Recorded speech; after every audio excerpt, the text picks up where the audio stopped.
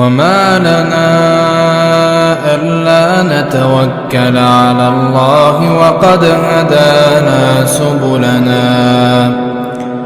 ولنصبرن على ما آذيتمونا وعلى الله فليتوكل المتوكلون.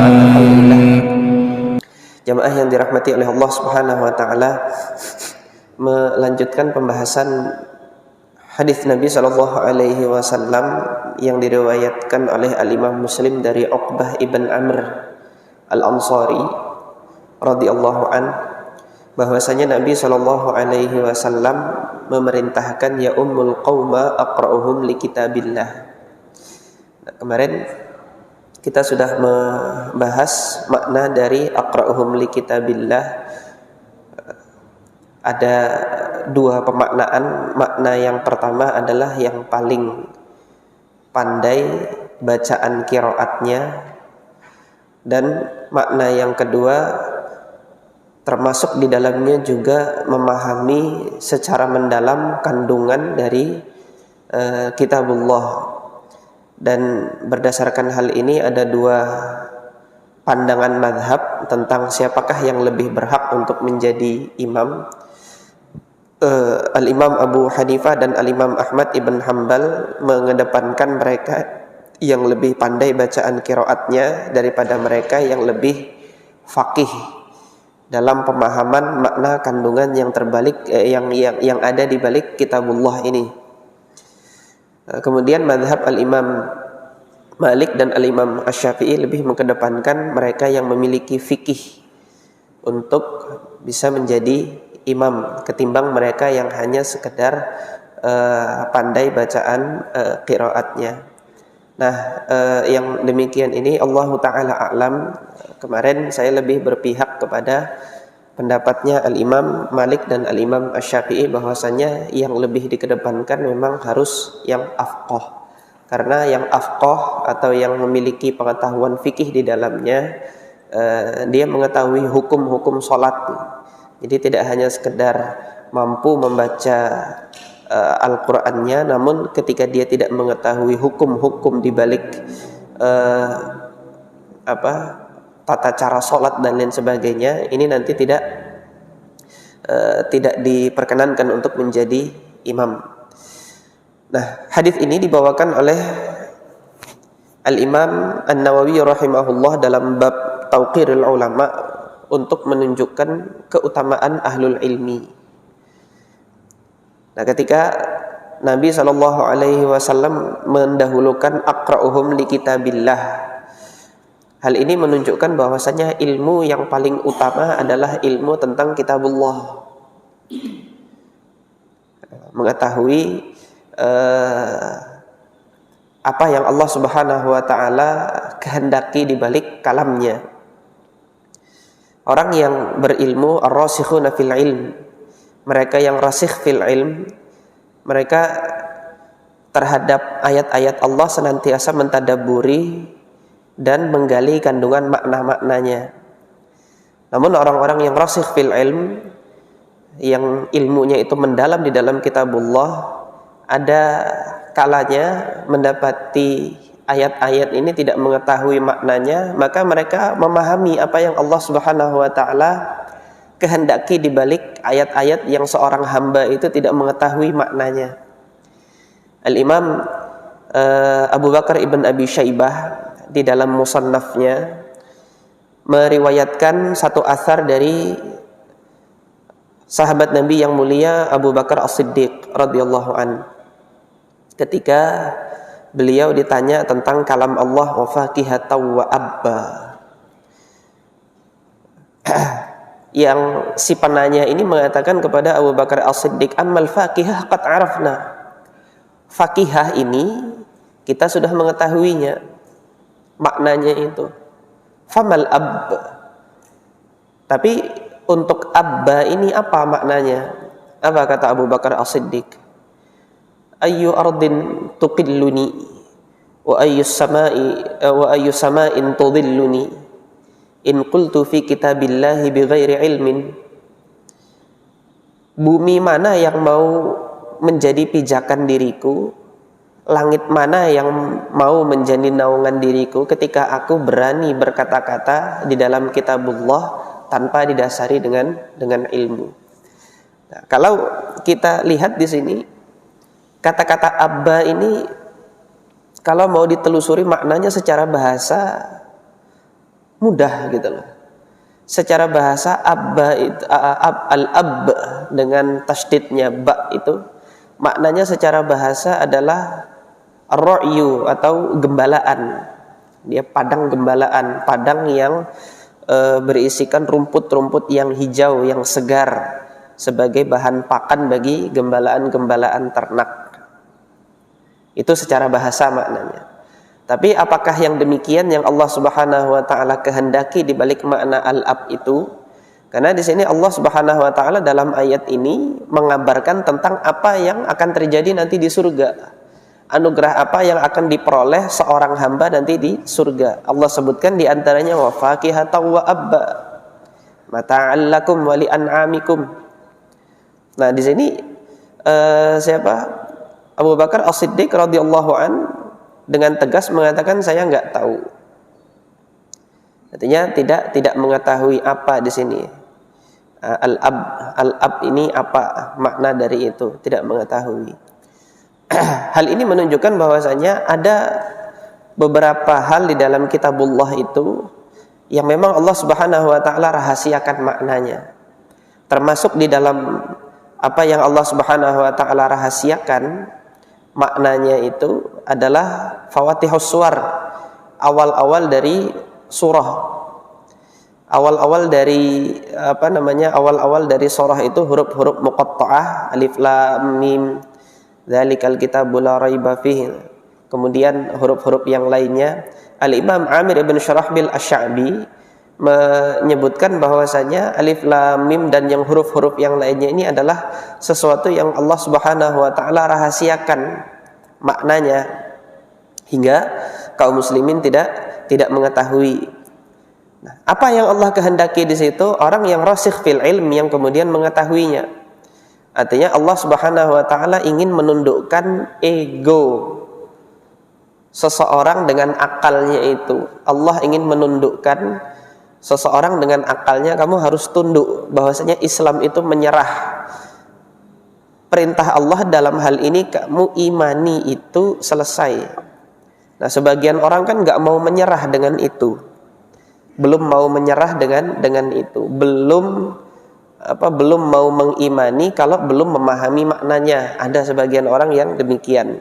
Nah, di sini Allah Subhanahu wa taala mengajarkan kepada kita apa yang Allah Subhanahu wa taala rahasiakan maknanya itu tidak lain adalah agar kita ini tunduk, kita menyerah.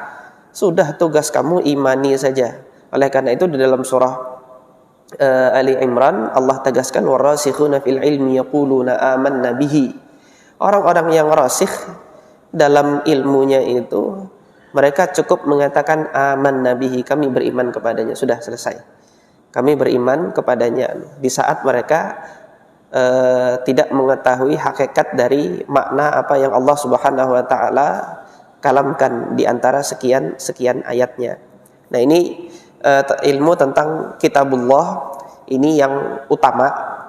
Kemudian selanjutnya ketika Nabi SAW menyampaikan kalau dalam hal qiraat, dalam hal bacaannya mereka sama, fa'a'lamuhum bis sunnah, yang lebih mengetahui tentang sunnah, karena dalam hal ini sunnah adalah penjelas bagi Al-Quran. Kedudukan sunnah ini sama wahyu, sama-sama wahyu dengan Al-Quran. Akan tetapi kedudukan sunnah ini sebagai penjelas dari apa yang ada di dalam Al-Quran yang tidak jelas. Fa in kanu fis sunnati sawa, kalau dalam hal memahami kitabullah, ilmu dengan kitabullah dan ilmu tentang sunnah mereka ternyata sama, fa aqdamuhum hijratan, mereka yang paling dahulu hijrah. Hal ini menunjukkan bahwasanya ulama yang utama itu ketika sudah mengetahui apa yang Allah halalkan dan apa yang Allah haramkan, kemudian mengetahui di balik sunnah Nabi SAW, dia perbendaharaannya itu sudah banyak, perbendaharaan ilmu Al-Quran dan perbendaharaan ilmu sunnahnya itu banyak. Kemudian kualitas yang lainnya nanti ditentukan dari ketika Nabi mengatakan fa'aqdamuhum hijratan, artinya siapa yang paling bersegera, siapa yang paling bersegera kepada kebaikan. Ada sebagian Allah anugerahkan ilmu yang luas, tetapi dalam hal kebaikan mungkin dia tidak bersegera, menunda-nunda. Nah, kenapa hijrah yang menjadi patokan di sini? Ada beberapa hal berkenaan dengan hijrah ini. Kaum masyarakat Arab jahiliyah pada saat itu menetapkan standar kebenaran dari ajaran siapapun yang ada di Jazirah Arab adalah siapa yang menguasai Ka'bah. Itu patokan mereka, standar mereka, ajaran yang benar itu adalah siapa yang Allah berikan kewenangan untuk menguasai Ka'bah. Ketika ajaran Rasulullah SAW itu diserukan di tengah-tengah kota Mekah, masyarakat Arab jahiliyah ini masih bertanya-tanya, ini benar atau enggak, hingga mereka menunggu sampai siapa yang menang atas Baitullah. Nah, akhirnya mereka yang masih menunggu-nunggu ini tentunya kan tidak sama dengan mereka yang bersegera ketika mendapatkan seruan dakwah tersebut, langsung bersegera mengambil seruan dakwah, dan kemudian mereka lebih dahulu hijrah ke Madinah karena meyakini kebenaran apa yang disampaikan oleh Nabi, dengan mereka yang kebenarannya itu tunggu-tunggu dulu siapa yang menang. Tentunya tidak sama kedua ini gitu. Nah, ini yang menjadi di antara sebab hijrah itu juga menjadi sebagai patokan. Artinya siapa yang bersegera untuk menerima ajaran dakwah itu untuk segera bersama dengan Nabi SAW di Darul Hijrah. Kemudian selain itu, hijrah ini menjadi satu amal soleh yang Nabi SAW pilih di dalam hadis innamal a'mal binniyat. Ketika Nabi menyampaikan keutamaan niat, Nabi SAW mengambil apa? Mengambil contoh perbuatan amal solehnya adalah hijrah. Kenapa kok bukan sholat? Kenapa kok bukan puasa dan lain sebagainya? Kalau masing-masing kita mau mentadabburi hadis innamal a'mal bin niat, niat itu artinya adalah tujuan, al-qasdu. Sementara hijrah ini adalah suatu perjalanan. Perjalanan yang bagaimana? Perjalanan yang tidak bisa kembali. Karena hijrah artinya secara bahasa adalah al-qat'u, putus. Putuskan hubungan dengan yang sudah lalu. Jadi nggak ada istilah-istilah belum bisa move on dan sebagainya, nggak ada. Hijrah. Hijrah itu putus dengan masa lalu. Masa lalu apa?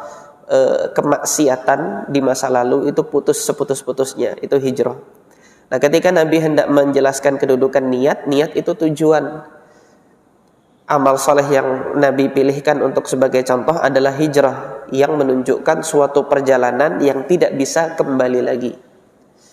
Maka di situ Nabi SAW menjelaskan barang siapa yang hijrahnya itu memang dituju kepada Allah, makanya di dalam hadis niat bunyinya itu kan faman kanat hijratuhu ila itu menuju ke. Barang siapa yang hijrahnya itu memang menuju kepada Allah Subhanahu wa taala, fa hijratuhu ila ma hajara ilaih. Artinya Nabi SAW mengajarkan kepada kita dalam hal hijrah ini, tepat-tepatkanlah tujuan kamu. Dan amal soleh yang diambil contoh oleh Nabi adalah amal soleh yang memang di sana ada perjalanan yang dia tidak bisa kembali. Kalau orang menentukan tujuan salah di dalam suatu perjalanan yang dia nggak bisa kembali, gitu, maka akibatnya fatal. Dia akan tersesat selama-lamanya. Jadi seringkali memang Islam ini diberikan perumpamaan oleh Allah dan Rasulnya itu seperti suatu jalan, gitu. Ketika salah mengambil langkah, salah mengambil jalan, itu nanti tersesat dan nggak bisa kembali. dalam Al-Fatihah yang kita baca setiap hari, as-sirat al-mustaqim, jalan yang lurus, itu diberikan perumpamaan demikian bagi kita bahwasanya hidup kita ini adalah perjalanan yang nggak bisa kembali. Antum yang umurnya 20 nggak bisa kembali lagi ke umur 15. Antum yang umurnya sudah 30 nggak bisa kembali lagi ke umur 20. Sudah umur kepala 4 nggak bisa kembali lagi, dan seterusnya dan seterusnya. Oleh karena itu tepat-tepatkanlah niat kita menghabiskan umur ini buat apa. Kita menghabiskan umur ini untuk tujuan apa? Nah, ini di antara keutamaan hijrah yang kalau kita mau mentadabburinya wajar ketika Nabi SAW di sini menjadikan patokan untuk dipilih menjadi imam, karena mereka yang bersegera hijrah, mereka adalah orang-orang yang bersegera kepada kebaikan.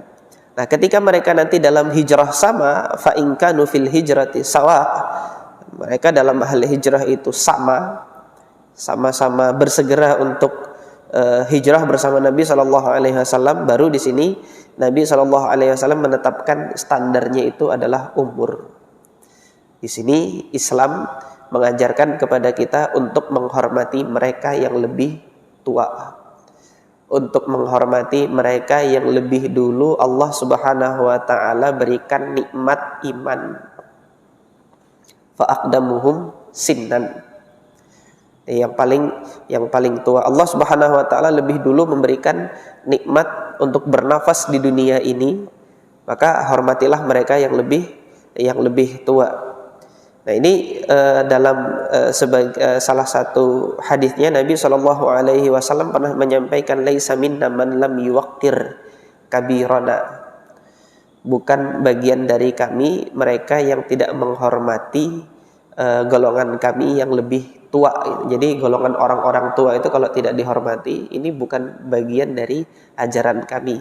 Orang tersebut belum mengindahkan ajarannya Rasulullah SAW. Ini diantara ajaran Islam untuk menghormati mereka yang lebih tua. Wala ya umman ar-rajulur rajula fi sultanihi. Ini sudah kita sampaikan kemarin. Seseorang, jadi meskipun Allah Subhanahu wa taala anugerahkan keilmuan yang mumpuni dalam hal qiraat maupun kemudian dalam hal pengetahuannya tentang sunnah, kalau itu bukan di daerahnya, bukan di wilayahnya, jangan kemudian serta-merta dia menganggap diri lebih berhak untuk menjadi imam hingga langsung maju untuk menjadi imam, mengimami orang-orang yang bukan berada di daerahnya.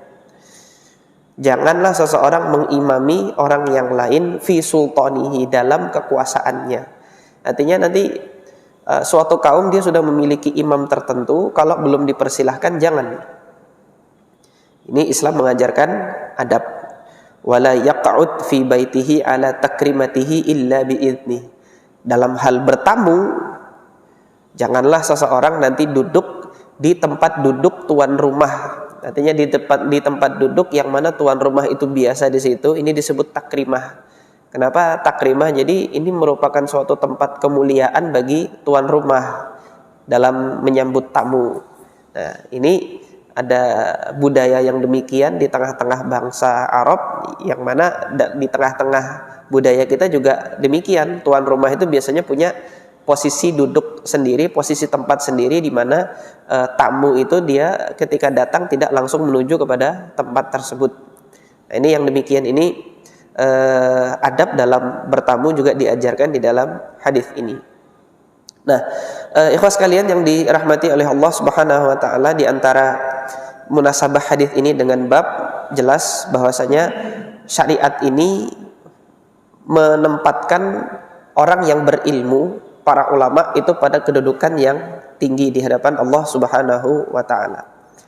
Akhirnya dibawakan hadis ini oleh Al-Imam An-Nawawi rahimahullah untuk mengajarkan kepada kita, ketika Allah sudah menempatkan di tempat yang tinggi, hendaknya kalian wahai orang-orang yang beriman hormatilah mereka. Nah, senada dengan hadis ini, Al-Imam Asy-Syafi'i rahimahullah pernah memberikan suatu nasihat. Kata Imam Syafi'i ini diriwayatkan diantaranya oleh dibawakan diantaranya oleh Al-Hafidh Az-Zahabi di dalam kitab beliau Siyar A'lam An-Nubala. Kata Al-Imam Asy-Syafi'i, man hafizal Qur'ana 'azumat qimatuhu. Barang siapa yang hafal Al-Qur'an maka kualitas dirinya itu akan besar. Kualitas dirinya itu akan agung. 'Azumat qimatuhu. Orang ini punya harga ketika dia menghafal Al-Qur'an. Ini yang tadi Nabi SAW sebutkan aqra'uhum li kitabillah. Aqra' maknanya secara bahasa itu ajma', yang paling banyak menghimpun Al-Qur'an, paling baik qiraatnya dan paling faqih dalam pemahamannya terhadap Al-Qur'an.